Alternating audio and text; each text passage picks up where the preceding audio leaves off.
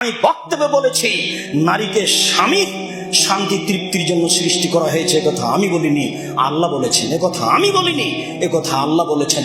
একথা আমি বলিনি, একথা আল্লাহ বলেছেন। অমিন আয়াতিহান খালাকালাকুম মিন আজওয়াজিকুম অমিন আয়াতিহি আন খালাকালাকুম মিন আনফুসিকুম আজওয়াজান লিতাসকুনু ইলাইহা। পৃথিবীর মানুষ, আমি তোমাদের মধ্য থেকে তোমাদের স্ত্রীকে সৃষ্টি করেছি যাতে করে তোমরা শান্তি তৃপ্তি পাও। শান্তির বস্তু স্ত্রী, কথা আল্লাহ বলেছেন।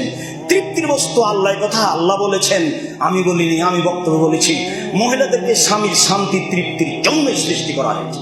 আমি বক্তব্য বলেছি মহিলাদেরকে সন্তান প্রসবের জন্যই, বাচ্চা প্রসবের জন্যই সৃষ্টি করা হয়েছে, এই কথা আমি বলিনি। মহান আল্লাহ বলেছেন নিসাউকুম হারসুল লাকুম ফাতু হারসাকুম, তোমরা তোমাদের স্ত্রীদের নিকটে আসো, তোমাদের জমিতে আসো শস্য উপার্জনের জন্য, সন্তান উৎপাদনের জন্য তোমাদের ইচ্ছা মতো আসো, এই কথা আমি বলিনি। আল্লাহ বলেছেন স্ত্রী হচ্ছে সন্তান উপার্জনের মাধ্যম, সন্তান উৎপাদনের মাধ্যম।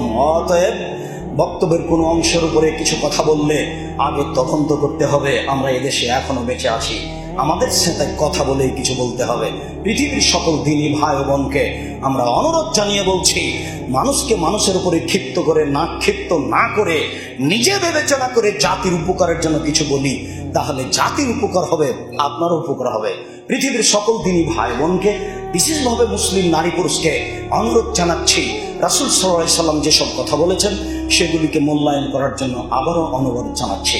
নিজেকে, মুসলিম পরিবারকে, মহিলাদেরকে, নারী জাতিকে বাঁচাতে গিয়ে, তাদের সম্মান রক্ষা করতে গিয়ে আল্লাহ এবং আল্লাহ রাসূল যা বলেছেন তাই বাস্তবায়ন করার চেষ্টা করতে হবে, তাহলে সেটা সম্ভব।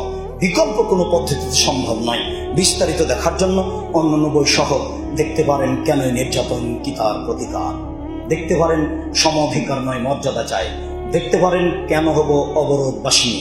এই বইগুলো আপনার রাস্তায় আছে, আপনি যে কোনো সময়ে সংগ্রহ করতে পারেন। বলছিলাম সম্মানিত দিনী ভাই বোন, আপনাদের উপরে আমার আকুল আবেদন, জোরালো দাবি, আপনারা নিজের জন্য যেমন দোয়া করেন, আহাল পরিবারের জন্য যেমন দোয়া করেন, আমিও আপনাদের জন্য, আপনাদের আহাল পরিবারের জন্য দোয়া করি।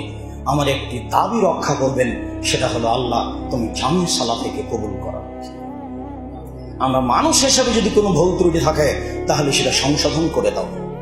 সকল দিনী ভাই বোনকে জামিয়া সালাফিয়ার সমস্ত কাজে দানের হাত প্রশস্ত করার জন্য অনুরোধ জানাচ্ছি। জামিয়া সালাফিয়ার ডাঙ্গিপাড়া কবা রাজশাহীর বাইতুল হাম জামে মসজিদের দ্বিতীয় তালার কাজ চলছে, পরের অংশ ছাদ হতে যাচ্ছে।